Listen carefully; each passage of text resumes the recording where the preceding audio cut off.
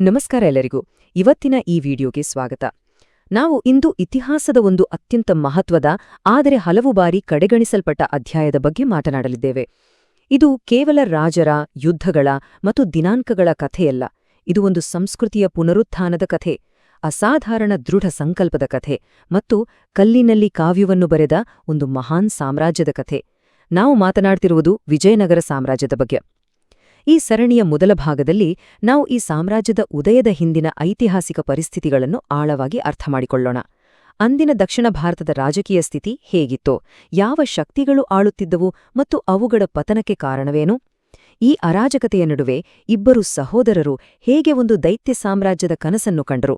ಆ ಕನಸಿಗೆ ಆಧ್ಯಾತ್ಮಿಕ ಪ್ರೇರಣೆ ನೀಡದ ಗುರು ಯಾರು? ಮತ್ತು ಜಗತ್ತಿನ ಅತಿದೊಡ್ಡ ನಗರಗಳಲ್ಲಿ ಒಂದನ್ನು ಕಟ್ಟಲು ಅವರು ಆಯ್ಕೆ ಮಾಡಿದ ಸ್ಥಳದ ವಿಶೇಷತೆಯೇನು? ಈ ಎಲ್ಲ ಪ್ರಶ್ನೆಗಳಿಗೆ ಉತ್ತರವನ್ನು ಹುಡುಕುತ್ತಾ ವಿಜಯನಗರದ ಅಡಿಪಾಯದಿಂದ ಹಿಡಿದು ಅದರ ಸುವರ್ಣಯುಗದ ಆರಂಭದವರೆಗಿನ ರೋಚಕ ಪಯಣವನ್ನು ನಾವು ಒಟ್ಟಿಗೆ ಸಾಗೋಣ. ಬನ್ನಿ, ಇತಿಹಾಸದ ಪುಟಗಳನ್ನು ತಿರುವಿ ಹಾಕೋಣ. 5,00,000 ಇದೊಂದು ಕೇವಲ ಸಂಖ್ಯೆಯಲ್ಲ, ಇದೊಂದು ಕಲ್ಪನೆಗೂ ಮೀರಿದ ವಾಸ್ತವ.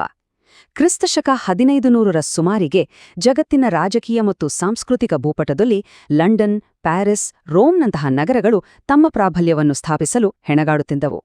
ಆ ಕಾಲದಲ್ಲಿ ಲಂಡನ್ನ ಜನಸಂಖ್ಯೆ ಕೇವಲ 50,000 ಇರಬಹುದು, ಪ್ಯಾರಿಸ್ ಸ್ವಲ್ಪ ದೊಡ್ಡದಿರಬಹುದು, ಆದರೆ ಅವೆಲ್ಲವನ್ನು ಮೀರಿ ಜಗತ್ತಿನ ಎರಡನೇ ಅತಿ ದೊಡ್ಡ, ಅತ್ಯಂತ ವೈಭವೋಪೇತ ನಗರವೊಂದು ಭಾರತದಲ್ಲಿತ್ತು. ಅದರ ಜನಸಂಖ್ಯೆ ಸರಿಸುಮಾರು 5,00,000. ಆ ನಗರವೇ ವಿಜಯನಗರ. ಪೋರ್ಚುಗೀಸ್ ಪ್ರವಾಸಿ ಡೊಮಿಂಗೋ ಪೇಜ್ ಹೇಳುತ್ತಾನೆ, ಈ ನಗರವು ರೋಮ್ನಷ್ಟು ದೊಡ್ಡದಾಗಿದೆ ಮತ್ತು ನೋಡಲು ಅತ್ಯಂತ ಸುಂದರವಾಗಿದೆ. ಇನ್ನೊಬ್ಬ ಪ್ರವಾಸಿ ಅಬ್ದುರ್ ರಜಾಕ್, ಜಗತ್ತಿನಲ್ಲಿ ಇಂತಹ ನಗರವನ್ನು ಕಣ್ಣುಗಳು ಎಂದಿಗೂ ನೋಡಿಲ್ಲ, ಕಿವಿಗಳು ಎಂದಿಗೂ ಕೇಳಿಲ್ಲ ಎಂದು ಉದ್ಗರಿಸಿದ. ಇಲ್ಲಿನ ಮಾರುಕಟ್ಟೆಗಳಲ್ಲಿ, ಅಂದ್ರೆ ಇವತ್ತಿನ ಹಂಪಿಯ ಬೀದಿಗಳಲ್ಲಿ, ವಜ್ರ ವೈಢೂರ್ಯ, ಮುತ್ತು ಮಾಣಿಕ್ಯಗಳನ್ನು ಅಕ್ಕಿ ಬೇಳೆ ಧಾನ್ಯಗಳಂತೆ ರಾಶಿ ಹಾಕಿ ಮಾರಲಾಗುತ್ತಿತ್ತು ಎಂದರೆ ಅದರ ಸಂಪತ್ತನ್ನು ಊಹಿಸಿಕೊಳ್ಳಿ. ಇದೊಂದು ಅತಿಶಯೋಕ್ತಿಯಲ್ಲ, ಇದು ಇತಿಹಾಸ. ಹಾಗಾದ್ರೆ ಇಂತಹ ಒಂದು ಬೃಹತ್, ಸಂಪದ್ಭರಿತ ಮಹಾನಗರವು ಹೇಗೆ ಹುಟ್ಟಿಕೊಂಡಿತು? ಯಾವ ಪರಿಸ್ಥಿತಿಗಳು ಇಂತಹ ಒಂದು ಶಕ್ತಿಯ ಉದಯಕ್ಕೆ ಕಾರಣವಾದವು? ಇದರ ಹಿಂದಿನ ಕಥೆಯೇನು? ಅದನ್ನು ತಿಳಿಯಲು ನಾವು ಸಮಯದ ಚಕ್ರವನ್ನು 200 ವರ್ಷಗಳಷ್ಟು ಹಿಂದಕ್ಕೆ ತಿರುಗಿಸಬೇಕು. ಯಾವುದೇ ಒಂದು ಹೊಸ ಶಕ್ತಿಯ ಉದಯಕ್ಕೆ ಹಳೆಯ ವ್ಯವಸ್ಥೆಯ ಪತನವು ವೇದಿಕೆಯನ್ನು ಸಿದ್ಧಪಡಿಸುತ್ತದೆ. 13ನೇ ಶತಮಾನದ ಕೊನೆ ಮತ್ತು 14ನೇ ಶತಮಾನದ ಆರಂಭದಲ್ಲಿ ದಕ್ಷಿಣ ಭಾರತದ ಸ್ಥಿತಿ ಇದಕ್ಕಿಂತ ಭಿನ್ನವಾಗಿರಲಿಲ್ಲ. ಅದೊಂದು ಸಂಪೂರ್ಣ ರಾಜಕೀಯ ಅಸ್ಥಿರತೆ ಮತ್ತು ಅರಾಜಕತೆಯ ಕಾಲಘಟ್ಟ.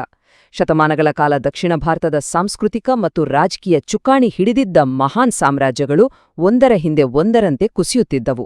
ದೇವಗಿರಿಯ ಯಾದವರು, ವಾರಂಗಲ್ನ ಕಾಕತೀಯರು, ಮದುರೈನ ಪಾಂಡ್ಯರು ಮತ್ತು ದ್ವಾರಸಮುದ್ರದ ಹೊಯ್ಸಳರು ತಮ್ಮ ವೈಭವದ ದಿನಗಳನ್ನು ಮುಗಿಸಿ ಅಳಿವಿನ ಅಂಚಿನಲ್ಲಿದ್ದರು. ಇದಕ್ಕೆ ಮುಖ್ಯ ಕಾರಣ ಉತ್ತರದಿಂದ ಬೀಸಿದ ಪ್ರಚಂಡ ರಾಜಕೀಯ ಬಿರುಗಾಳಿ. ದೆಹಲಿ ಸುಲ್ತಾನರು, ಅದರಲ್ಲೂ ವಿಶೇಷವಾದಿ ಅಲ್ಲಾವುದ್ದೀನ್ ಖಿಲ್ಜಿ ಮತ್ತು ನಂತರ ಮೊಹಮ್ಮದ್ ಬಿನ್ ತುಗ್ಲಕ್, ದಕ್ಷಿಣದ ಅಪಾರ ಸಂಪತ್ತಿನ ಮೇಲೆ ಕಣ್ಣಿಟ್ಟಿದ್ರು. ಅವರ ಸೈನ್ಯಗಳು ಒಂದಾದ ಮೇಲೊಂದರಂತೆ ದಂಡೆತ್ತಿ ಬಂದು ಕೇವಲ ಯುದ್ಧಗಳನ್ನು ಗೆಲ್ಲಲಿಲ್ಲ, ಅವರು ದಕ್ಷಿಣದ ಆತ್ಮವಿಶ್ವಾಸವನ್ನೇ ಜರ್ಜರಿತಗೊಳಿಸಿದರು. ನಗರಗಳನ್ನು ಲೂಟಿ ಮಾಡಿದರು, ದೇವಾಲಯಗಳನ್ನು ನಾಶ ಮಾಡಿದರು ಮತ್ತು ಇಲ್ಲಿನ ಆರ್ಥಿಕ ವ್ಯವಸ್ಥೆಯನ್ನು ಬುಡಮೇಲು ಮಾಡಿದರು. ಇದರಿಂದಾಗಿ ಜನರ ಜೀವನ ಅತಂತ್ರವಾಯಿತು. ತಮ್ಮ ಧರ್ಮ, ಸಂಸ್ಕೃತಿ ಮತ್ತು ಪರಂಪರೆಯ ಭವಿಷ್ಯದ ಬಗ್ಗೆ ತೀವ್ರವಾದ ಆತಂಕ ಎಲ್ಲೆಡೆ ಮನೆಮಾಡಿತ್ತು. ಈ ರಾಜಕೀಯ ನಿರ್ವಾತ ಮತ್ತು ಸಾಂಸ್ಕೃತಿಕ ಬಿಕ್ಕಟ್ಟಿನ ಸಮಯದಲ್ಲಿ ದಕ್ಷಿಣ ಭಾರತಕ್ಕೆ ಒಬ್ಬ ರಕ್ಷಕನ, ಒಂದು ಒಗ್ಗೂಡಿಸುವ ಶಕ್ತಿಯ ತುರ್ತು ಅವಶ್ಯಕತೆಯಿತ್ತು. ಪ್ರಕೃತಿಯ ನಿಯಮದಂತೆ ಅಂತಹ ನಿರ್ವಾತವು ಹೆಚ್ಚು ಕಾಲ ಉಳಿಯುವುದಿಲ್ಲ. ಆ ನಿರ್ವಾತವನ್ನು ತುಂಬಲು ಇತಿಹಾಸವು ಹೊಸ ನಾಯಕರನ್ನು ಸಿದ್ಧಪಡಿಸುತ್ತಿತ್ತು. ಈ ಬದಲಾವಣೆಯ ವೇಗ ಎಷ್ಟಿತ್ತು ಅಂದ್ರೆ, ಕೇವಲ ಒಂದು ತಲೆಮಾರಿನ ಅವಧಿಯಲ್ಲಿ, ಅಂದ್ರೆ ಸುಮಾರು 25-30 ವರ್ಷಗಳಲ್ಲಿ ದಕ್ಷಿಣ ಭಾರತದ ಸಂಪೂರ್ಣ ರಾಜಕೀಯ ಚಿತ್ರಣವೇ ತಲೆ ಕೆಳಗಾಗಿತ್ತು. ಬನ್ನಿ, ಆ ಘಟನೆಗಳನ್ನು ಹಂತಹಂತವಾಗಿ ನೋಡೋಣ. 1310ರ ದಶಕದ ಆರಂಭದಲ್ಲಿ ಅಲ್ಲಾವುದ್ದೀನ್ ಖಿಲ್ಜಿಯ ಸೇನಾಪತಿ ಮಲಿಕ್ ಕಾಫೂರ್ನ ದಂಡಯಾತ್ರೆಗಳು ದಕ್ಷಿಣದ ಸಾಮ್ರಾಜ್ಯಗಳ ಬೆನ್ನೆಲುಬನೆ ಮುರಿದವು. ಮೊದಲು ದೇವಗಿರಿಯ ಯಾದವರು ಸೋಲೊಪ್ಪಿಕೊಂಡ್ರು. ನಂತರ ವಾರಂಗಲ್ನ ಕಾಕತೀಯರು ತೀವ್ರವಾದ ಹೊಡೆತ ತಿಂದ್ರು. ಇದಾದ ಮೇಲೆ ದ್ವಾರಸಮುದ್ರದ ಹೊಯ್ಸಳರು ಮತ್ತು ಮದುರೈನ ಪಾಂಡ್ಯರು ಕೂಡ ಈ ದಾಳಿಯಿಂದ ತತ್ತರಿಸಿದರು. ಇದು ಕೇವಲ ಆರಂಭವಾಗಿತ್ತು. ನಂತರ ಬಂದ ಮೊಹಮ್ಮದ್ ಬಿನ್ ತುಗ್ಲಕ್ನ ಆಡಳಿತದಲ್ಲಿ ಈ ದಾಳಿಗಳು ಮತ್ತಷ್ಟು ತೀವ್ರಗೊಂಡವು. 1323ರ ಸುಮಾರಿಗೆ ಕಾಕತೀಯ ಸಾಮ್ರಾಜ್ಯ ಸಂಪೂರ್ಣವಾಗಿ ಪತನವಾಯಿತು. 1335ರ ಹೊತ್ತಿಗೆ ಒಂದು ಕಾಲದಲ್ಲಿ ದಕ್ಷಿಣ ಭಾರತದ ಅತ್ಯಂತ ಪ್ರಬಲ ಶಕ್ತಿಯಾಗಿದ್ದ ಕಲೆ ಮತ್ತು ವಾಸ್ತುಶಿಲ್ಪಕ್ಕೆ ಹೆಸರುವಾಸಿಯಾಗಿದ್ದ ಹೊಯ್ಸಳ ಸಾಮ್ರಾಜ್ಯವೂ ಕೂಡ ಮದುರೈ ಸುಲ್ತಾನರ ದಾಳಿಗೆ ತುತ್ತಾಗಿ ಇತಿಹಾಸದ ಪುಟ ಸೇರಿತು. ಇದ್ದಕ್ಕಿದ್ದಂತೆ ಕೃಷ್ಣಾ ನದಿಯಿಂದ ಕನ್ಯಾಕುಮಾರಿಯವರೆಗೆ ಇಡೀ ದಕ್ಷಿಣ ಭಾರತದಲ್ಲಿ ಒಂದು ಪ್ರಬಲವಾದ ಕೇಂದ್ರ ಹಿಂದೂ ಶಕ್ತಿಯೇ ಇಲ್ಲದಂತಾಯಿತು. ಎಲ್ಲೆಲ್ಲೂ ಸಣ್ಣಪುಟ್ಟ ಪಾಳೆಗಾರರು, ಸ್ಥಳೀಯ ನಾಯಕರು, ಆದರೆ ಎಲ್ಲರನ್ನೂ ಒಗ್ಗೂಡಿಸಿ ಉತ್ತರದಿಂದ ಬರುವ ಆಕ್ರಮಣಗಳನ್ನು ಎದುರಿಸಬಲ್ಲ ಒಬ್ಬ ನಾಯಕನಾಗಲಿ ಒಂದು ಸಾಮ್ರಾಜ್ಯವಾಗಲಿ ಇರಲಿಲ್ಲ. ಇತಿಹಾಸಕಾರರು ಇದನ್ನು ಪವರ್ ವ್ಯಾಕ್ಯೂಮ್ ಅಥವಾ ಅಧಿಕಾರದ ನಿರ್ವಾತ ಎಂದು ಕರೆಯುತ್ತಾರೆ. ಇದೊಂದು ಅಪಾಯಕಾರಿ ಪರಿಸ್ಥಿತಿ. ಆದರೆ ಇಂತಹ ಕಠಿಣ ಪರಿಸ್ಥಿತಿಗಳೇ ಮಹಾನ್ ನಾಯಕರನ್ನು ಮತ್ತು ಸಾಮ್ರಾಜ್ಯಗಳನ್ನು ಹುಟ್ಟುಹಾಕುತ್ತವೆ. ಈ ನಿರ್ವಾತವನ್ನು ತುಂಬಲು ಇತಿಹಾಸದ ರಂಗಸ್ಥಳಕ್ಕೆ ಇಬ್ಬರು ಅಸಾಧಾರಣ ಸಹೋದರರ ಪ್ರವೇಶವಾಯಿತು. ಇತಿಹಾಸದ ನಿರ್ಣಾಯಕ ಘಟ್ಟಗಳಲ್ಲಿ ಕೆಲವೊಮ್ಮೆ ಸಾಮಾನ್ಯ ವ್ಯಕ್ತಿಗಳು ಅಸಾಮಾನ್ಯ ಕಾರ್ಯಗಳನ್ನು ಸಾಧಿಸುತ್ತಾರೆ. ಹರಿಹರ ಮತ್ತು ಬುಕ್ಕರಾಯರ ಕಥೆಯೂ ಅಂಥದ್ದೇ. ಈ ಸಹೋದರರ ಮೂಲದ ಬಗ್ಗೆ ಇತಿಹಾಸಕಾರರಲ್ಲಿ ಭಿನ್ನ ಅಭಿಪ್ರಾಯಗಳಿವೆ. ಕೆಲವರು ಇವರು ವಾರಂಗಲನ ಕಾಕತೀಯರ ಆಸ್ಥಾನದಲ್ಲಿ ಸೇವೆ ಸಲ್ಲಿಸುತ್ತಿದ್ದ ಕನ್ನಡ ಮೂಲದವರು ಎಂದರೆ, ಇನ್ನು ಕೆಲವರು ಇವರು ಆಂಧ್ರದವರು ಎಂದು ವಾದಿಸುತ್ತಾರೆ. ಆದರೆ ಅವರ ಮೂಲಕ್ಕಿಂತ ಮುಖ್ಯವಾದುದು ಅವರ ಧ್ಯೇಯ ಮತ್ತು ದೂರದೃಷ್ಟಿ. ಅವರು ಕಾಕತೀಯರ ಪತನದ ನಂತರ ಕಂಪಿಲಿಯ ರಾಜನ ಆಸ್ಥಾನದಲ್ಲಿ ಸೇವೆ ಸಲ್ಲಿಸುತ್ತಿದ್ದರು. ಆದರೆ ತುಗ್ಲಕ್ನ ಸೈನ್ಯ ಕಂಪಿಲಿಯನ್ನು ವಶಪಡಿಸಿಕೊಂಡಾಗ ಈ ಇಬ್ಬರೂ ಸಹೋದರರನ್ನು ಸೆರೆ ಹಿಡಿದು ದೆಹಲಿಗೆ ಒಯ್ಯಲಾಯಿತು. ಅಲ್ಲಿ ಅವರನ್ನು ಇಸ್ಲಾಂ ಧರ್ಮಕ್ಕೆ ಮತಾಂತರಿಸಲಾಯಿತು ಎಂದು ಹೇಳಲಾಗುತ್ತದೆ. ದಕ್ಷಿಣದಲ್ಲಿ ಉಂಟಾದ ದಂಗೆಗಳನ್ನು ಹತ್ತಿಕ್ಕಲು ತುಗ್ಲಕ್ ಇವರಿಬ್ಬರನ್ನೇ ನಂಬಿ ದಕ್ಷಿಣಕ್ಕೆ ವಾಪಸ್ ಕಳುಹಿಸಿದ. ಆದರೆ ಇಲ್ಲಿಗೆ ಬಂದ ನಂತರ ಅವರ ಜೀವನದಲ್ಲಿ ಒಂದು ಮಹತ್ವದ ತಿರುವು ಕಾದಿತ್ತು. ಅವರಿಗೆ ಶೃಂಗೇರಿ ಮಠದ ಮಹಾನ್ ಸಂತ ಅದ್ವೈತ ವೇದಾಂತದ ಪ್ರಖಂಡ ಪಂಡಿತರಾದ ಶ್ರೀ ವಿದ್ಯಾರಣ್ಯರ ಸಂಪರ್ಕವಾಯಿತು. ವಿದ್ಯಾರಣ್ಯರು ಅಂದಿನ ರಾಜಕೀಯ ಮತ್ತು ಧಾರ್ಮಿಕ ಸ್ಥಿತಿಯನ್ನು ಅರಿತಿದ್ದರು. ಅವರು ಈ ಸಹೋದರರಲ್ಲಿನ ಕಿಚ್ಚನ್ನು, ನಾಯಕತ್ವದ ಗುಣಗಳನ್ನು ಗುರುತಿಸಿದರು. ಕೇವಲ ಒಂದು ಸಣ್ಣ ರಾಜ್ಯವನ್ನು ಕಟ್ಟುವುದು ಅವರ ಗುರಿಯಾಗಬಾರದು. ಬದಲಿಗೆ ದಕ್ಷಿಣ ಭಾರತದ ಸನಾತನ ಧರ್ಮ ಮತ್ತು ಸಂಸ್ಕೃತಿಯನ್ನು ರಕ್ಷಿಸಲು ಒಂದು ಬಲಿಷ್ಠ ಹಿಂದೂ ಸಾಮ್ರಾಜ್ಯದ ಕೋಟೆಯನ್ನು ನಿರ್ಮಿಸಬೇಕು ಎಂದು ಅವರಿಗೆ ಪ್ರೇರಣೆ ನೀಡಿದರು. ಈ ಒಂದು ಆಧ್ಯಾತ್ಮಿಕ ಮತ್ತು ರಾಜಕೀಯ ದೂರದೃಷ್ಟಿಯೇ ವಿಜಯನಗರ ಸಾಮ್ರಾಜ್ಯದ ಸ್ಥಾಪನೆಯ ಅಡಿಪಾಯವಾಯಿತು. ಒಂದು ಮಹಾನ್ ಸಾಮ್ರಾಜ್ಯವನ್ನು ಕೇವಲ ಒಬ್ಬ ವ್ಯಕ್ತಿ ಕಟ್ಟಲು ಸಾಧ್ಯವಿಲ್ಲ. ಅದಕ್ಕೆ ಒಂದು ಸಮರ್ಥ ತಂಡ ಬೇಕು. ಹರಿಹರ ಮತ್ತು ಬುಕ್ಕರಾಯರ ಜೋಡಿ ಅಂಥ ಒಂದು ಪರಿಪೂರ್ಣ ಪಾಲುದಾರಿಕೆಯಾಗಿತ್ತು. ಇವರಿಬ್ಬರು ಸಂಗಮ ಎಂಬ ವ್ಯಕ್ತಿಯ ಮಕ್ಕಳು. ಹಾಗಾಗಿ ಇವರು ಸ್ಥಾಪಿಸಿದ ವಂಶಕ್ಕೆ ಸಂಗಮ ವಂಶ ಎಂದು ಹೆಸರಾಯಿತು. ಹರಿಹರನು ಹಕ್ಕ ಎಂದು, ಬುಕ್ಕರಾಯನು ಬುಕ್ಕ ಎಂದು ಪ್ರಸಿದ್ಧರಾಗಿದ್ರು. ಇವರಿಬ್ಬರು ನಡುವೆ ಅದ್ಭುತವಾದ ಕಾರ್ಯವಿಭಜನೆಯಿತ್ತು. ಅಣ್ಣನಾದ ಹರಿಹರನು ಆಡಳಿತದಲ್ಲಿ ನಿಪುಣ. ಅವನು ಸಾಮ್ರಾಜ್ಯದ ಆಡಳಿತನ ಮೆದುಳಿನಂತೆ ಕೆಲಸ ಮಾಡಿದ. ಸಾಮ್ರಾಜ್ಯಕ್ಕೆ ಒಂದು ಸ್ಥಿರವಾದ, ದಕ್ಷವಾದ ಆಡಳಿತ ವ್ಯವಸ್ಥೆಯನ್ನು ರೂಪಿಸಿದ. ಕಾನೂನು ಸುವ್ಯವಸ್ಥೆಯನ್ನು ಕಾಪಾಡಿದ ಮತ್ತು ಆರ್ಥಿಕತೆಗೆ ಭದ್ರ ಬುನಾದಿ ಹಾಕಿದ.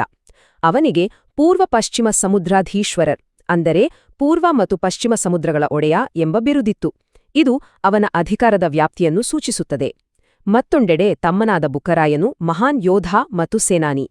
ಅವನು ಸಾಮ್ರಾಜ್ಯದ ರಕ್ಷಣೆಯ ಖಡ್ಗದಂತೆ ಕಾರ್ಯನಿರ್ವಹಿಸಿದ. ನೆರೆಯ ರಾಜ್ಯಗಳಾದ ಮದುರೈ ಸುಲ್ತಾನರು, ರೆಡ್ಡಿ ರಾಜರು ಮತ್ತು ಇತರ ಸಣ್ಣಪುಟ್ಟ ಪಾಳೆಗಾರರನ್ನು ಸೋಲಿಸಿ ಸಾಮ್ರಾಜ್ಯವನ್ನು ವಿಸ್ತರಿಸಿದನು. ಬುಕ್ಕರಾಯನ ಕಾಲದಲ್ಲಿಯೇ ವಿಜಯನಗರವು ದಕ್ಷಿಣ ಭಾರತದ ಪ್ರಬಲ ಶಕ್ತಿಯಾಗಿ ರೂಪುಗೊಂಡಿದ್ದು. ಒಬ್ಬರು ಸಾಮ್ರಾಜ್ಯವನ್ನು ಕಟ್ಟಿದರೆ ಇನ್ನೊಬ್ಬರು ಅದನ್ನು ರಕ್ಷಿಸಿ ವಿಸ್ತರಿಸಿದರು. ಅವರ ಈ ಅದ್ಭುತ ಹೊಂದಾಣಿಕೆ, ಒಬ್ಬರ ಮೇಲೊಬ್ಬರಿಗಿದ್ದ ನಂಬಿಕೆ ಮತ್ತು ಅವರ ಕುಟುಂಬದ ಸಂಕಲ್ಪವು ಹೇಗೆ ಒಂದು ಚಿಕ್ಕ ರಾಜ್ಯವನ್ನು ಕೆಲವೇ ದಶಕಗಳಲ್ಲಿ ಒಂದು ಮಹಾನ್ ಸಾಮ್ರಾಜ್ಯವನ್ನಾಗಿ ಪರಿವರ್ತಿಸಬಲ್ಲದು ಎಂಬುದಕ್ಕೆ ಇತಿಹಾಸದಲ್ಲಿ ಒಂದು ಶ್ರೇಷ್ಠ ಉದಾಹರಣೆಯಾಗಿದೆ. ವಿಜಯನಗರ ಸಾಮ್ರಾಜ್ಯದ ಸ್ಥಾಪನೆಯ ಉದ್ದೇಶ ಕೇವಲ ರಾಜಕೀಯ ಅಧಿಕಾರವನ್ನು ಗಳಿಸುವುದಾಗಿರಲಿಲ್ಲ. ಅದಕ್ಕೊಂದು ಸ್ಪಷ್ಟವಾದ, ಉನ್ನತವಾದ ಧ್ಯೇಯವಿತ್ತು. ಆ ಧ್ಯೇಯವೇ ಈ ಮಾತುಗಳಲ್ಲಿ ಅಡಗಿದೆ: ಧರ್ಮವನ್ನು ರಕ್ಷಿಸಲು ಮತ್ತು ಉತ್ತರದ ಸುಲ್ತಾನರ ವಿಸ್ತರಣೆಯನ್ನು ವಿರೋಧಿಸಲು. ಇದು ಕೇವಲ ಒಂದು ಘೋಷಣೆಯಾಗಿರಲಿಲ್ಲ, ಇದು ಸಾಮ್ರಾಜ್ಯದ ಅಸ್ತಿತ್ವದ ಮೂಲ ಕಾರಣವಾಗಿತ್ತು. ಗುರು ವಿದ್ಯಾರಣ್ಯರ ಮಾರ್ಗದರ್ಶನದಲ್ಲಿ ಹರಿಹರ ಮತ್ತು ಬುಕ್ಕರು ತಮ್ಮ ರಾಜ್ಯಕ್ಕೆ ಒಂದು ಧಾರ್ಮಿಕ ಮತ್ತು ಸಾಂಸ್ಕೃತಿಕ ಧ್ಯೇಯವನ್ನು ನೀಡಿದರು. ಧರ್ಮ ಎಂದ್ರೆ ಇಲ್ಲಿ ಕೇವಲ ಪೂಜೆ, ಪುನಸ್ಕಾರವಲ್ಲ. ಧರ್ಮ ಎಂದ್ರೆ ಜೀವನ ವಿಧಾನ, ಪರಂಪರೆ, ಕಲೆ, ಸಾಹಿತ್ಯ ಮತ್ತು ಸಾಮಾಜಿಕ ಮೌಲ್ಯಗಳು. ನಿರಂತರವಾದ ದಾಳಿಗಳಿಂದಾಗಿ ಅಪಾಯದಲ್ಲಿದ್ದ ಈ ಸಂಪೂರ್ಣ ಜೀವನ ಪದ್ಧತಿಯನ್ನು ರಕ್ಷಿಸುವುದೇ ಅವರ ಕರ್ತವ್ಯವಾಗಿತ್ತು. ಈ ಧ್ಯೇಯವೇ ವಿಜಯನಗರಕ್ಕೆ ಒಂದು ವಿಶಿಷ್ಟವಾದ ಶಕ್ತಿಯನ್ನು ನೀಡಿತು. ಇದು ದಕ್ಷಿಣದಾದ್ಯಂತ ಹಂಚಿಹೋಗಿದ್ದ ಹಿಂದೂ ರಾಜರು, ಪಾಳೆಗಾರರು ಮತ್ತು ಜನರನ್ನು ಒಗ್ಗೂಡಿಸಿತು. ಅವರೆಲ್ಲರೂ ವಿಜಯನಗರವನ್ನು ತಮ್ಮದೇ ಸಾಮ್ರಾಜ್ಯ, ತಮ್ಮ ಪರಂಪರೆಯ ರಕ್ಷಕ ಎಂದು ಭಾವಿಸಿದರು. ಈ ಒಂದು ಬಲವಾದ ಸೈದ್ಧಾಂತಿಕ ಅಡಿಪಾಯವೇ ವಿಜಯನಗರವು ಮುಂದಿನ 200 ವರ್ಷಗಳಿಗೂ ಹೆಚ್ಚು ಕಾಲ ದಕ್ಷಿಣ ಭಾರತದ ಅಧಿಪತಿಯಾಗಿ ಮೆರೆಯಲು ಪ್ರಮುಖ ಕಾರಣವಾಯಿತು. ಅದು ಕೇವಲ ಒಂದು ರಾಜಕೀಯ ಶಕ್ತಿಯಾಗಿರದೆ ಒಂದು ಸಾಂಸ್ಕೃತಿಕ ಪುನರುಜ್ಜೀವನದ ಕೇಂದ್ರವಾಗಿ ಹೊರಹೊಮ್ಮಿತು. ಪ್ರತಿಯೊಂದು ಮಹಾನ್ ಸಾಮ್ರಾಜ್ಯಕ್ಕೂ ಒಂದು ಹೃದಯವಿರುತ್ತದೆ. ಆ ಹೃದಯವೇ ಅದರ ರಾಜಧಾನಿ.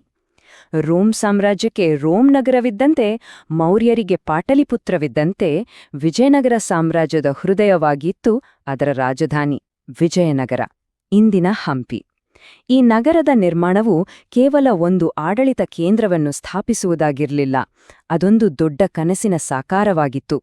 ಸ್ಥಾಪಕರ ಮನಸ್ಸಿನಲ್ಲಿ ಈ ರಾಜಧಾನಿಯು ಸಾಮ್ರಾಜ್ಯದ ಶಕ್ತಿ, ಸಂಪತ್ತು ಮತ್ತು ಅದರ ಮೂಲ ಉದ್ದೇಶವಾದ ಧರ್ಮರಕ್ಷಣೆಯ ಜೀವಂತ ಪ್ರತೀಕವಾಗಬೇಕಿತ್ತು.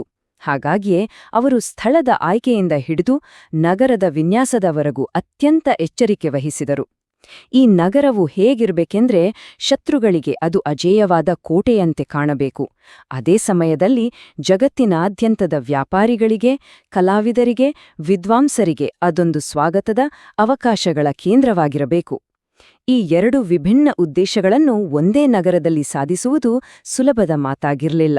ಆದರೆ ವಿಜಯನಗರದ ಅರಸರು ಅದನ್ನು ಸಾಧಿಸಿ ತೋರಿಸಿದರು. ವಿಜಯನಗರವು ಕೇವಲ ರಾಜಮನೆತನದ ನಿವಾಸವಾಗಿರಲಿಲ್ಲ, ಅದೊಂದು ಬೃಹತ್ ಮಹಾನಗರವಾಗಿ, ಸೈನಿಕರ ನೆಲೆ, ವ್ಯಾಪಾರದ ಕೇಂದ್ರ ಮತ್ತು ಧಾರ್ಮಿಕ ಕ್ಷೇತ್ರವಾಗಿ ಏಕಕಾಲದಲ್ಲಿ ಕಾರ್ಯನಿರ್ವಹಿಸಿತು. ವಿಜಯನಗರದ ಸ್ಥಾಪಕರು ತಮ್ಮ ರಾಜಧಾನಿಗಾಗಿ ಸ್ಥಳವನ್ನು ಹುಡುಕುತ್ತಿದ್ದಾಗ ಅವರು ತುಂಗಭದ್ರಾ ನದಿಯ ದಡದಲ್ಲಿರುವ ಈ ಪ್ರದೇಶವನ್ನು ನೋಡಿದರು. ಸಾಮಾನ್ಯಲ ಕಣ್ಣಿಗೆ ಇದು ಕೇವಲ ಬಂಡೆಗಲ್ಲುಗಳಿಂದ ತುಂಬಿದ ಕಠಿಣವಾದ ಭೂಪ್ರದೇಶವಾಗಿ ಕಾಣಬಹುದಿತ್ತು.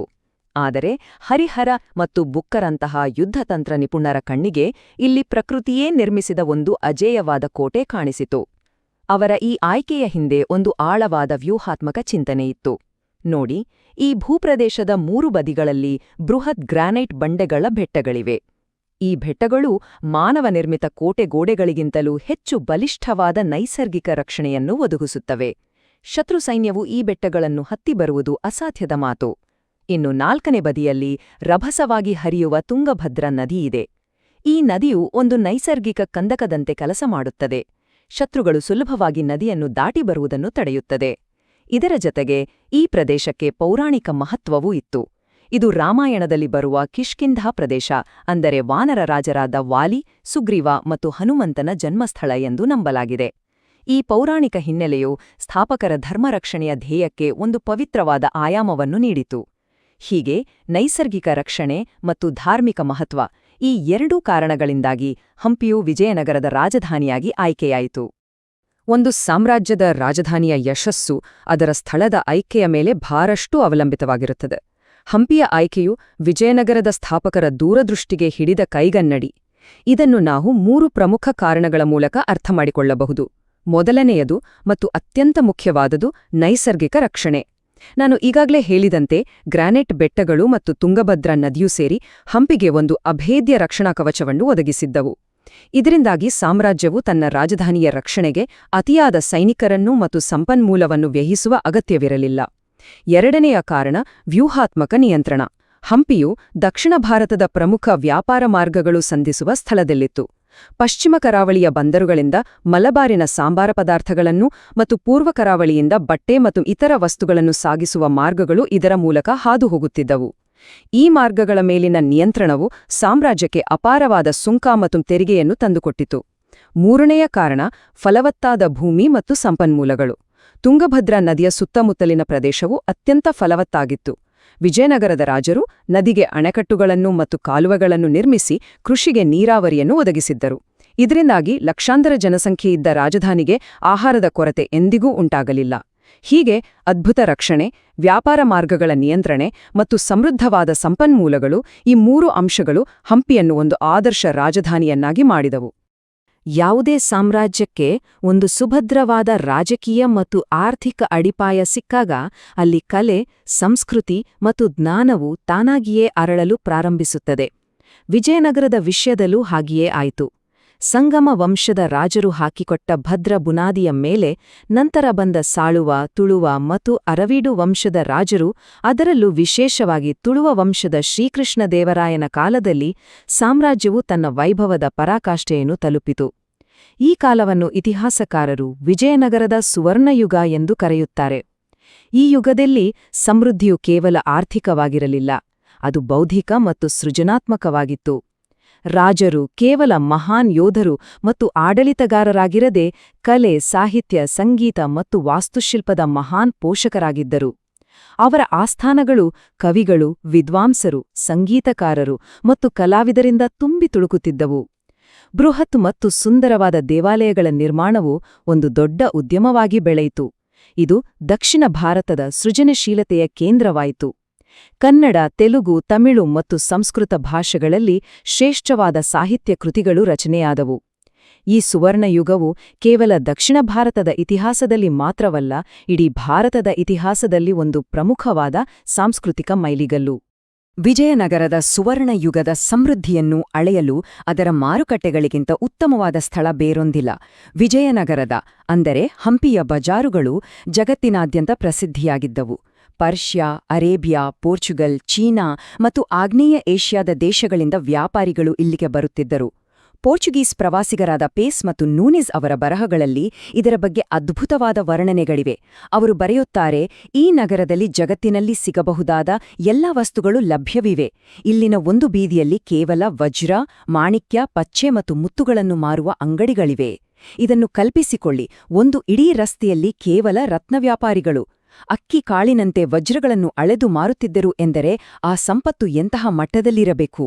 ಇದಕ್ಕೆ ಕಾರಣ ವಿಜಯನಗರವು ಗೋಲ್ಕೊಂಡದಂತಹ ಪ್ರಸಿದ್ಧ ವಜ್ರದ ಗಣಿಗಳನ್ನು ತನ್ನ ನಿಯಂತ್ರಣದಲ್ಲಿಟ್ಟುಕೊಂಡಿತ್ತು. ಅಲ್ಲದೆ ಜಗತ್ತಿನ ಇತರ ಭಾಗಗಳಿಂದ ಬರುವ ಚಿನ್ನ ಮತ್ತು ಬೆಳ್ಳಿಯು ಇಲ್ಲಿನ ಸಾಂಬಾರ ಪದಾರ್ಥಗಳು, ಬಟ್ಟೆ ಮತ್ತು ಅಕ್ಕಿಯ ವಿನಿಮಯವಾಗಿ ಸಾಮ್ರಾಜ್ಯದ ಖಜಾನೆಯನ್ನು ಸೇರುತ್ತಿತ್ತು. ಹೀಗಾಗಿ ವಿಜಯನಗರವು ಕೇವಲ ಒಂದು ರಾಜಕೀಯ ರಾಜಧಾನಿಯಾಗಿರಲಿಲ್ಲ, ಅದು ಅಕ್ಷರಶಃ ಅಂದಿನ ಜಗತ್ತಿನ ಅಮೂಲ್ಯ ರತ್ನಗಳು ಮತ್ತು ಚಿನ್ನದ ಪ್ರಮುಖ ವಾಣಿಜ್ಯ ಕೇಂದ್ರವಾಗಿತ್ತು. ಯಾವುದೇ ದೇಶ ಅಥವಾ ಸಾಮ್ರಾಜ್ಯದ ಆರ್ಥಿಕ ಶಕ್ತಿಯ ರಹಸ್ಯ ಅಡಗಿರುವುದು ಅದರ ವ್ಯಾಪಾರ ಸಮತೋಲನದಲ್ಲಿ, ಅಂದರೆ ಬ್ಯಾಲೆನ್ಸ್ ಆಫ್ ಟ್ರೇಡ್ನಲ್ಲಿ. ಸರಳವಾಗಿ ಹೇಳುವುದಾದರೆ, ಒಂದು ದೇಶವು ತಾನು ಆಮದು ಮಾಡಿಕೊಳ್ಳುವುದಕ್ಕಿಂತ ಹೆಚ್ಚು ಮೌಲ್ಯದ ವಸ್ತುಗಳನ್ನು ರಫ್ತು ಮಾಡಿದರೆ ಅದರ ಆರ್ಥಿಕತೆ ಬಲಿಷ್ಠವಾಗಿರುತ್ತದೆ. ವಿಜಯನಗರದ ಸಂಪತ್ತಿನ ಮೂಲ ರಹಸ್ಯವೂ ಇದೇ ಆಗಿತ್ತು. ಅವರ ರಫ್ತುಗಳ ಪಟ್ಟಿ ಬಹಳ ದೊಡ್ಡದಾಗಿತ್ತು. ಮಲಬಾರ್ ಕರಾವಳಿಯ ಅತ್ಯುತ್ತಮ ಕರಿಮೆಣಸು, ಏಲಕ್ಕಿ, ಲವಂಗದಂತಹ ಸಾಂಬಾರ ಪದಾರ್ಥಗಳು, ಅತ್ಯುತ್ತಮ ಗುಣಮಟ್ಟದ ಹತ್ತಿಬಟ್ಟೆಗಳು, ಅಕ್ಕಿ, ಕಬ್ಬಿಣದ ಅದಿರು ಮತ್ತು ಸಹಜವಾಗಿ ವಜ್ರಗಳು. ಈ ಎಲ್ಲ ವಸ್ತುಗಳಿಗೆ ಯುರೋಪ್ ಮತ್ತು ಮಧ್ಯಪ್ರಾಚ್ಯದಲ್ಲಿ ಭಾರೀ ಬೇಡಿಕೆಯಿತ್ತು. ಇದಕ್ಕೆ ಪ್ರತಿಯಾಗಿ ವಿಜಯನಗರವು ಅಪಾರ ಪ್ರಮಾಣದ ಚಿನ್ನ, ಬೆಳ್ಳಿ ಮತ್ತು ತಾಮ್ರವನ್ನು ಆಮದು ಮಾಡಿಕೊಳ್ಳುತ್ತಿತ್ತು. ಅವರು ಪ್ರಮುಖವಾಗಿ ಆಮದು ಮಾಡಿಕೊಳ್ಳುತ್ತಿದ್ದ ಒಂದೇ ಒಂದು ವಸ್ತು ಎಂದರೆ ತಮ್ಮ ಸೈನ್ಯಕ್ಕೆ ಬೇಕಾದ ಶ್ರೇಷ್ಠ ತಳಿಯ ಅರೇಬಿಯನ್ ಮತ್ತು ಪರ್ಷಿಯನ್ ಕುದುರೆಗಳು. ಅಂದಿನ ಯುದ್ಧಗಳಲ್ಲಿ ಅಶ್ವದಳವು ನಿರ್ಣಾಯಕ ಪಾತ್ರ ವಹಿಸುತ್ತಿತ್ತು. ಈ ಕುದುರೆಗಳಿಗಾಗಿ ಅವರು ಚಿನ್ನವನ್ನು ನೀರಿನಂತೆ ಖರ್ಚು ಮಾಡುತ್ತಿದ್ದರು. ಆದರೂ ಅವರ ರಫ್ತಿನ ಪ್ರಮಾಣ ಎಷ್ಟಿತ್ತೆಂದರೆ, ಕುದುರೆಗಳಿಗಾಗಿ ಖರ್ಚು ಮಾಡಿದ ನಂತರವೂ ಅಪಾರ ಪ್ರಮಾಣದ ಚಿನ್ನವು ಸಾಮ್ರಾಜ್ಯದ ಖಜಾನೆಯಲ್ಲಿ ಉಳಿಯುತ್ತಿತ್ತು. ಈ ಅನುಕೂಲಕರ ವ್ಯಾಪಾರ ಸಮತೋಲನವೇ ಅವರ ಸಮೃದ್ಧಿಯ ಇಂಜಿನಾಗಿತ್ತು. ವಿಜಯನಗರದ ವೈಭವ ಕೇವಲ ವಿದೇಶಿ ವ್ಯಾಪಾರ ಒಂದರಿಂದಲೇ ಬಂದಿರಲಿಲ್ಲ. ಅದರ ಹಿಂದೆ ಒಂದು ಬಲಿಷ್ಠವಾದ ಮತ್ತು ವೈವಿಧ್ಯಮಯವಾದ ಆಂತರಿಕ ಆರ್ಥಿಕತೆ ಇತ್ತು. ಈ ಸಮೃದ್ಧಿಗೆ ಹಲವಾರು ಆಧಾರ ಸ್ತಂಭಗಳಿದ್ದವು. ಮೊದಲನೇದು ಕೃಷಿ. ರಾಜರು ನೀರಾವರಿಗೆ ಹೆಚ್ಚಿನ ಪ್ರಾಮುಖ್ಯತೆ ನೀಡಿದ್ರು. ತುಂಗಭದ್ರಾ ನದಿಗೆ ಅಡೆಕಟ್ಟುಗಳನ್ನು ಕಟ್ಟಿ, ಕಾಲುವೆಗಳ ಜಾಲವನ್ನು ನಿರ್ಮಿಸಿ ಸಾವಿರಾರು ಎಕರೆ ಭೂಮಿಯನ್ನು ಸಾಗುವಳಿಗೆ ತಂದಿದ್ರು. ಇದರಿಂದಾಗಿ ಆಹಾರ ಉತ್ಪಾದನೆಯಲ್ಲಿ ಅವರು ಸ್ವಾವಲಂಬಿಗಳಾಗಿದ್ರು. ಎರಡನೇದು ಶಕ್ತಿಶಾಲಿ ವ್ಯಾಪಾರಿ ಸಂಘಗಳು ಅಥವಾ ಗಿಲ್ಡ್ಸ್. ಇವು ದೇಶೀಯ ಮತ್ತು ವಿದೇಶಿ ವ್ಯಾಪಾರವನ್ನು ಅತ್ಯಂತ ವ್ಯವಸ್ಥಿತವಾಗಿ ನಡೆಸುತ್ತಿದ್ದವು. ಮೂರನೇದು ದೇವಾಲಯ ನಿರ್ಮಾಣ. ವಿಜಯನಗರದ ರಾಜರು ನೂರಾರು ಬೃಹತ್ ದೇವಾಲಯಗಳನ್ನು ನಿರ್ಮಿಸಿದ್ರು. ಇದು ಕೇವಲ ಧಾರ್ಮಿಕ ಕಾರ್ಯವಾಗಿರಲಿಲ್ಲ, ಅದೊಂದು ದೊಡ್ಡ ಆರ್ಥಿಕ ಚಟುವಟಿಕೆಯಾಗಿತ್ತು. ದೇವಾಲಯಗಳ ನಿರ್ಮಾಣದಿಂದಾಗಿ ಸಾವಿರಾರು ಶಿಲ್ಪಿಗಳಿಗೆ, ವಾಸ್ತುಶಿಲ್ಪಿಗಳಿಗೆ ಮತ್ತು ಕಾರ್ಮಿಕರಿಗೆ ಉದ್ಯೋಗ ಸಿಗುತ್ತಿತ್ತು. ದೇವಾಲಯಗಳು ಸ್ವತಃ ದೊಡ್ಡ ಜಮೀನುದಾರರಾಗಿ ಬ್ಯಾಂಕುಗಳಂತೆ ಕಾರ್ಯನಿರ್ವಹಿಸುತ್ತಿದ್ವು. ನಾಲ್ಕನೇದು ಅವರ ನಾಣ್ಯ ಪದ್ಧತಿ. ವರಾಹ ಎಂಬ ಚಿನ್ನದ ನಾಣ್ಯವು ಅಂತಾರಾಷ್ಟ್ರೀಯ ಮಟ್ಟದಲ್ಲಿ ಮಾನ್ಯತೆ ಪಡೆದಿತ್ತು. ಕೊನೆಯದಾಗಿ ಕುಶಲಕರ್ಮಿಗಳಿಗಿದ್ದ ಹೆಚ್ಚಿನ ಬೇಡಿಕೆ. ಬಟ್ಟೆ ನೇಯುವವರು, ಆಭರಣ ತಯಾರಿಕರು, ಲೋಹದ ಕೆಲಸಗಾರರು, ಹೀಗೆ ಎಲ್ಲಾ ರೀತಿಯ ಕುಶಲಕರ್ಮಿಗಳಿಗೆ ರಾಜಾಶ್ರಯ ಮತ್ತು ಮಾರುಕಟ್ಟೆ ಎರಡೂ ಲಭ್ಯವಿತ್ತು. ಈ ಎಲ್ಲಾ ಅಂಶಗಳು ಸೇರಿ ವಿಜಯನಗರವನ್ನು ಒಂದು ಆರ್ಥಿಕ ಮಹಾಶಕ್ತಿಯನ್ನಾಗಿ ರೂಪಿಸಿದವು. ನಾವು ಎಷ್ಟೇ ವರ್ಣಿಸಿದ್ರೂ ಆ ಕಾಲದಲ್ಲಿ ವಿಜಯನಗರಕ್ಕೆ ಭೇಟಿ ನೀಡಿದ ವಿದೇಶಿ ಪ್ರವಾಸಿಗರ ಮಾತುಗಳಿಗಿಂತ ಹೆಚ್ಚು ಅಧಿಕೃತವಾದ ಸಾಕ್ಷಿ ಇನ್ನೊಂದಿಲ್ಲ. 1443ರಲ್ಲಿ ಪರ್ಷ್ಯಾದ ದೊರೆಯ ರಾಯಭಾರವಾಗಿ ಅಬ್ದುರ್ ರಜಾಕ್ ಎಂಬುವವನು ಎರಡನೇ ದೇವರಾಯನ ಆಸ್ಥಾನಕ್ಕೆ ಭೇಟಿ ನೀಡಿದ್ದ. ಅವನು ಜಗತ್ತಿನ ಹಲವು ಭಾಗಗಳನ್ನು ನೋಡಿದ್ದ, ದೊಡ್ಡ ದೊಡ್ಡ ನಗರಗಳನ್ನು ಕಂಡಿದ್ದ ಅನುಭವಿ. ಆದ್ರೆ ವಿಜಯನಗರವನ್ನು ಕಂಡಾಗ ಅವನು ಅಕ್ಷರಶಃ ಮೂಕವಿಸ್ಮಿತನಾದ. ಅವನ ಬರಹಗಳಲ್ಲಿ ಆ ಬೆರಗು ಸ್ಪಷ್ಟವಾಗಿ ಕಾಣುತ್ತದೆ. ಅವನು ನಗರದ 7 ಸುತ್ತಿನ ಕೋಟೆಗಳನ್ನು, ವಿಶಾಲವಾದ ಬೀದಿಗಳನ್ನು, ಸಂಪದ್ಭರಿತ ಮಾರುಕಟ್ಟೆಗಳನ್ನು ಮತ್ತು ರಾಜನ ಅರಮನೆಯ ವೈಭವವನ್ನು ಅತ್ಯಂತ ವಿವರವಾಗಿ ದಾಖಲಿಸಿದ್ದಾನೆ. ರಾಜನ ಅರಮನೆಯಲ್ಲಿರುವ ಖಜಾನೆಯಲ್ಲಿ ಚಿನ್ನವನ್ನು ರಾಶಿ ಹಾಕಿರುವ ಕೋಣೆಗಳಿವೆ. ಆ ರಾಶಿಗಳು ಎಷ್ಟು ದೊಡ್ಡವೆಂದರೆ ಅದನ್ನು ಅಗೆದು ತೆಗೆಯಬೇಕಾಗುತ್ತದೆ ಎಂದು ಅವನು ಬರೆಯುತ್ತಾನೆ. ಅವನ ಈ ಮಾತು ಈ ನಗರದಂತಹ ಒಂದು ಸ್ಥಳವನ್ನು ಕಣ್ಣುಗಳು ಎಂದಿಗೂ ನೋಡಿಲ್ಲ ಎಂಬುದು ವಿಜಯನಗರದ ವೈಭವಕ್ಕೆ ಸಿಕ್ಕ ಅಂತಾರಾಷ್ಟ್ರೀಯ ಪ್ರಮಾಣಪತ್ರದಂತೆ. Abdur Razzaq, Domingo Paes, Fernao Nunes, Niccolo Conti ಇಂತಹ ಅನೇಕ ವಿದೇಶಿ ಪ್ರವಾಸಿಗರ ಬರಹಗಳು ವಿಜಯನಗರದ ಸಮೃದ್ಧಿಯು ಕೇವಲ ಕಟ್ಟುಕಥೆಯಲ್ಲ, ಅದೊಂದು ಕಣ್ಣುಕುಕ್ಕುವ ಐತಿಹಾಸಿಕ ಸತ್ಯ ಎಂಬುದನ್ನು ಮತ್ತೆ ಮತ್ತೆ ದೃಢಪಡಿಸುತ್ತವೆ. ಕಾಲಚಕ್ರದಲ್ಲಿ ಸಾಮ್ರಾಜ್ಯಗಳು ಉದಯಿಸುತ್ತವೆ ಮತ್ತು ಅಸ್ತಮಿಸುತ್ತವೆ. ಇದು ಪ್ರಕೃತಿಯ ನಿಯಮ. ವಿಜಯನಗರ ಸಾಮ್ರಾಜ್ಯವು ಇದಕ್ಕೆ ಹೊರತಲ್ಲ. ಆದರೆ ಕೆಲವು ಸಾಮ್ರಾಜ್ಯಗಳು ಭೌತಿಕವಾಗಿ ಕಣ್ಮರೆಯಾದರೂ ಅವುಗಳ ವಿಚಾರಗಳು, ಅವುಗಳ ಕೊಡುಗೆಗಳು ಮತ್ತು ಅವುಗಳ ಪ್ರಭಾವವು ಶತಮಾನಗಳ ಕಾಲ ಉಳಿಯುತ್ತದೆ. ವಿಜಯನಗರವು ದಕ್ಷಿಣ ಭಾರತದ ಇತಿಹಾಸ, ಸಂಸ್ಕೃತಿ ಮತ್ತು ಸಮಾಜದ ಮೇಲೆ ಅಂಥದ್ದೇ ಒಂದು ಅಳಿಸಲಾಗದ ಪ್ರಭಾವವನ್ನು ಬೀರಿದೆ. ಇಂದಿಗೂ ಅದರ ಪ್ರತಿಧ್ವನಿಗಳು ನಮ್ಮ ಸುತ್ತಮುತ್ತ ಕೇಳಿಸುತ್ತವೆ. ನಾವು ಬಳಸುವ ಭಾಷೆಯಲ್ಲಿ, ನಾವು ಆಚರಿಸುವ ಹಬ್ಬಗಳಲ್ಲಿ ಮತ್ತು ಮುಖ್ಯವಾಗಿ ಅವರು ತಮ್ಮ ಕಥೆಯನ್ನು ಬರೆದಿಟ್ಟುಕೋದ ಕಲ್ಲಿನಲ್ಲಿ ಆ ಪ್ರತಿಧ್ವನಿಗಳು ಜೀವಂತವಾಗಿವೆ. ಅವರ ಆಡಳಿತ ಪದ್ಧತಿಗಳು, ಅವರ ವಾಸ್ತುಶಿಲ್ಪದ ಶೈಲಿ ಮತ್ತು ಅವರ ಸಾಂಸ್ಕೃತಿಕ ಸಂಪ್ರದಾಯಗಳು ಇಂದಿಗೂ ದಕ್ಷಿಣ ಭಾರತದ ಜನಜೀವನದ ಭಾಗವಾಗಿವೆ. ಬನ್ನಿ ಆ ಪ್ರತಿಧ್ವನಿಗಳನ್ನು ಒಂದೊಂದಾಗಿ ಕೇಳಿಸಿಕೊಳ್ಳೋಣ. ವಿಜಯನಗರದ ರಾಜರು ಕೇವಲ ಯೋಧರಷ್ಟೇ ಅಲ್ಲ, ಅವರು ಅತ್ಯಂತ ಬುದ್ಧಿವಂತ ಮತ್ತು ಪ್ರಾಯೋಗಿಕ ಆಡಳಿತಗಾರರಾಗಿದ್ದರು. ಒಂದು ಹೊಸ ಸಾಮ್ರಾಜ್ಯವನ್ನು ಕಟ್ಟುವಾಗ ಎಲ್ಲವನ್ನೂ ಹೊಸದಾಗಿ ಪ್ರಾರಂಭಿಸಬೇಕು ಎಂಬ ಹಠಕ್ಕೆ ಅವರು ಬೀಳಲಿಲ್ಲ. ಬದಲಾಗಿ ಅವರು ಛತ್ರವನ್ನು ಪುನಃ ಆವಿಷ್ಕರಿಸಲು ಹೋಗಲಿಲ್ಲ. ತಮ್ಮ ಹಿಂದಿನ, ಅಂದರೆ ಹೊಯ್ಸಳರು, ಕಾಕತೀಯರು ಮತ್ತು ಪಾಂಡ್ಯರಂತಹ ಯಶಸ್ವಿ ರಾಜ್ಯಗಳ ಆಡಳಿತ ಪದ್ಧತಿಗಳನ್ನು ಅವರು ಆಳವಾಗಿ ಅಧ್ಯಯನ ಮಾಡಿದ್ರು. ಆ ಪದ್ಧತಿಗಳಲ್ಲಿ ಯಾವುದು ಚೆನ್ನಾಗಿ ಕೆಲಸ ಮಾಡ್ತದೆಯೋ ಅದನ್ನು ಹಾಗೆಯೇ ಅಳವಡಿಸಿಕೊಂಡ್ರು. ಉದಾಹರಣೆಗೆ ನಾಯಂಕರ ಪದ್ಧತಿ. ಇದರಲ್ಲಿ ಸೈನ್ಯಕ್ಕೆ ಸೇವೆ ಸಲ್ಲಿಸುವ ನಾಯಕರಿಗೆ ಸಂಬಳದ ಬದಲು ಒಂದು ನಿರ್ದಿಷ್ಟ ಭೂಪ್ರದೇಶವನ್ನು ನೀಡಲಾಗುತ್ತಿತ್ತು. ಆ ಭೂಮಿಯಿಂದ ಬರುವ ಆದಾಯದಲ್ಲಿ ಅವರು ತಮ್ಮ ಸೈನ್ಯವನ್ನು ನಿರ್ವಹಿಸಿ ಉಳಿದಿದ್ದನ್ನು ರಾಜನಿಗೆ ಸಲ್ಲಿಸಬೇಕಿತ್ತು. ಈ ಪದ್ಧತಿಯನ್ನು ಅವರು ಕಾಕತೀಯರಿಂದ ಪಡೆದರು. ಅದೇ ರೀತಿ ಅಯ್ಯಗಾರ್ ಪದ್ಧತಿ. ಇದರಲ್ಲಿ ಪ್ರತಿ ಗ್ರಾಮದ ಆಡಳಿತವನ್ನು 12 ಜನ ಅಧಿಕಾರಿಗಳ ಒಂದು ತಂಡಕ್ಕೆ ವಹಿಸಲಾಗುತ್ತಿತ್ತು. ಈ ಪದ್ಧತಿಯು ಗ್ರಾಮ ಮಟ್ಟದಲ್ಲಿ ಆಡಳಿತವನ್ನು ಸುಗಮಗೊಳಿಸಿತು. ಹೀಗೆ ಹಿಂದಿನವರ ಅತ್ಯುತ್ತಮ ಆಡಳಿತ ಪದ್ಧತಿಗಳನ್ನು ತೆಗೆದುಕೊಂಡು ತಮ್ಮ ಕಾಲಕ್ಕೆ ತಕ್ಕಂತೆ ಅದಕ್ಕೆ ಮತ್ತಷ್ಟು ಮೆರುಗು ನೀಡಿ ಒಂದು ಸ್ಥಿರವಾದ ಮತ್ತು ದಕ್ಷವಾದ ಆಡಳಿತವನ್ನು ಒದಗಿಸಿದ್ದು ಅವರ ರಾಜಕೀಯ ಪ್ರೌಢಿಮೆಗೆ ಸಾಕ್ಷಿಯಾಗಿದೆ. ವಿಜಯನಗರ ಸಾಮ್ರಾಜ್ಯದ ಶಾಶ್ವತ ಪರಂಪರೆಗೆ, ಅವರ ಅಸಾಧಾರಣ ಸಾಧನೆಗೆ ಇದಕ್ಕಿಂತ ಉತ್ತಮವಾದ ಉದಾಹರಣೆ ಬಹುಶಃ ಬೇಕಿಲ್ಲ. ಇದು ಹಂಪಿಯ ವಿಠ್ಠಲ ದೇವಸ್ಥಾನದ ಆವರಣದಲ್ಲಿರುವ ಪ್ರಸಿದ್ಧ ಕಲ್ಲಿನ ರಥ. ಇದನ್ನು ನೋಡಿದಾಗ ಇದು ಒಂದೇ ಬೃಹತ್ ಕಲ್ಲಿನಿಂದ ಕೆತ್ತಿದ ಶಿಲ್ಪದಂತೆ ಕಾಣುತ್ತದೆ.